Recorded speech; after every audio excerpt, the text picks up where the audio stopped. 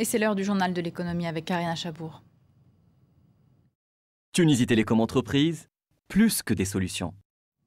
Rebonjour Karina. Bonjour Hélène. On commence avec cette histoire qui atteint des sommets d'indécence à Wall Street, puisque AIG pourrait réclamer 25 milliards de dollars à l'État américain qui l'a sauvé. Oui, son conseil d'administration se réunira aujourd'hui pour en débattre. L'assureur américain entend ainsi contester les conditions de son sauvetage, en cause notamment les taux d'intérêt qu'il juge exorbitants.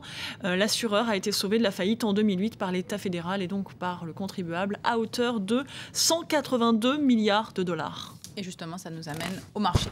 Et les marchés américains qui ont terminé en baisse dans l'attente des résultats, de la publication des résultats d'entreprises aux États-Unis. Peu après la clôture, Alcoa a fait état d'une légère hausse de son bénéfice au 4e trimestre.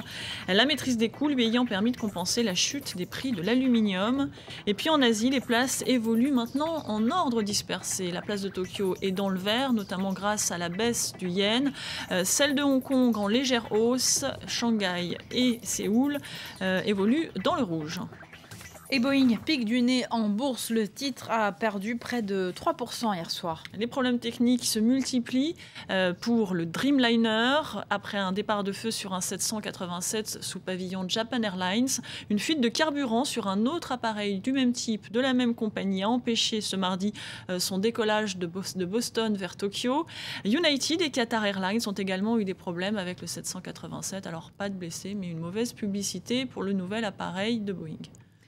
On revient maintenant sur la situation économique en Europe et l'Espagne va devoir continuer à emprunter sur les marchés. Le Trésor espagnol compte émettre plus de 120 milliards d'euros de dettes cette année. C'est un peu plus de 7% par rapport à l'année dernière. Le pays rechigne toujours à solliciter l'aide de ses partenaires européens et espère ainsi pouvoir baisser son déficit budgétaire à 4,5% de sa richesse nationale cette année, ce qui représente 50 milliards d'euros d'économie. Toujours en Espagne, malgré la crise, malgré le chômage, eh bien, les autorités défendent la candidature de Madrid pour les JO de 2020. Et austérité oblige, Madrid insiste sur la viabilité économique du projet. Selon elle, 80% des installations sont déjà construites, ce qui veut dire peu d'investissements supplémentaires nécessaires. Le président de la candidature veut y voir une bouffée d'oxygène pour l'économie du pays. Les précisions de Sandrine Gomez. À Madrid, si les caisses sont vides, nul besoin d'argent pour continuer à rêver, notamment de victoires olympiques. Alors après 2 candidatures avortées, cap aujourd'hui sur les JO de 2020. Nous voulons ces Jeux olympiques pour montrer qu'une grande ville, un grand pays et un grand peuple arrivent à se dépasser malgré les difficultés actuelles. Que ces difficultés ne sont pas une barrière qui va nous arrêter. Avec la crise et un taux de chômage de 26%, pour remporter la candidature, les autorités mettent en avant la viabilité du projet. Seul 1,7 milliard d'investissements serait nécessaire. L'explication, Madrid disposerait déjà de 80% des infrastructures. Si le stade olympique reste à construire, la capitale aurait déjà 28 des 35 sites prévus pour accueillir les compétitions. La candidature de Madrid pour 2020 s'appuie sur d'excellentes infrastructures de transport, de communication et de logement, essentielles pour un parfait développement d'un événement historique tel que les Jeux olympiques. Avec l'austérité comme ligne directrice et dans le respect de nos engagements, je n'ai pas le moindre doute que les retombées des Jeux olympiques à Madrid seront positives. Les autorités espagnoles espèrent ainsi, au-delà d'une moisson de médailles, récupérer l'or olympique dans les caisses de l'État et renouer avec le succès des JO de Barcelone en 92.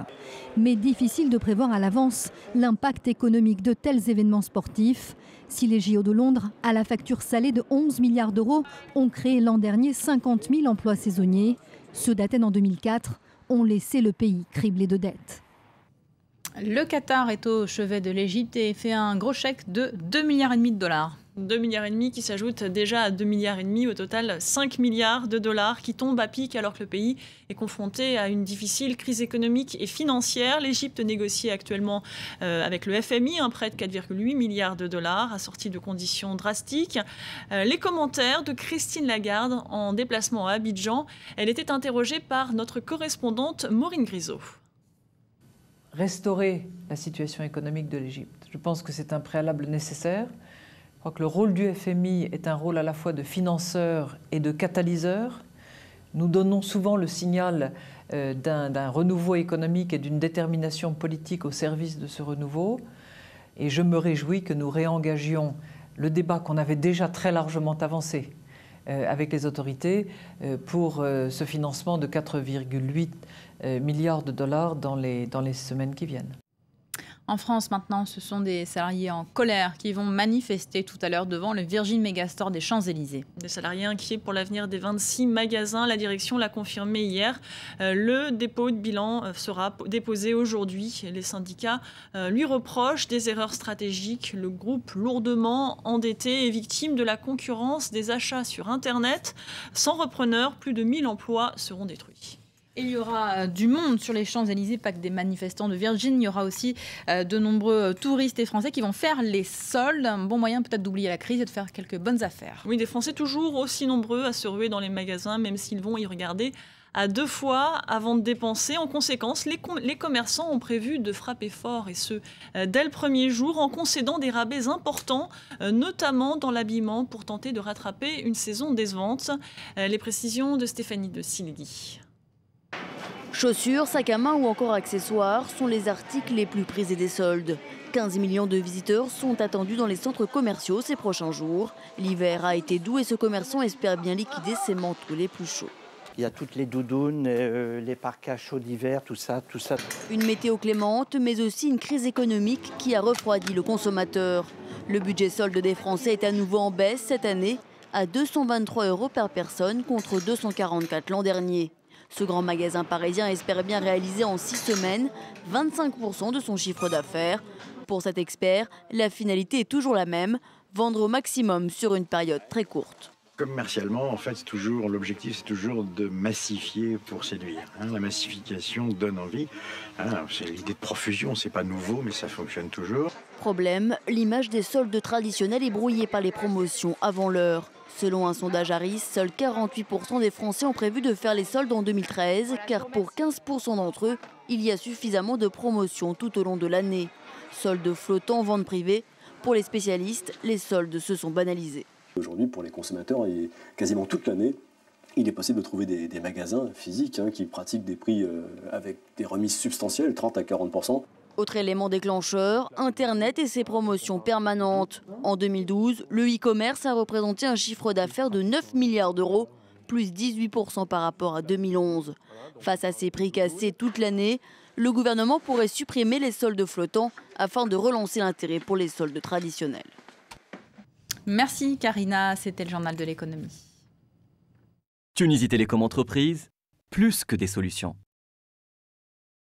Restez avec nous tout de suite, c'est la météo.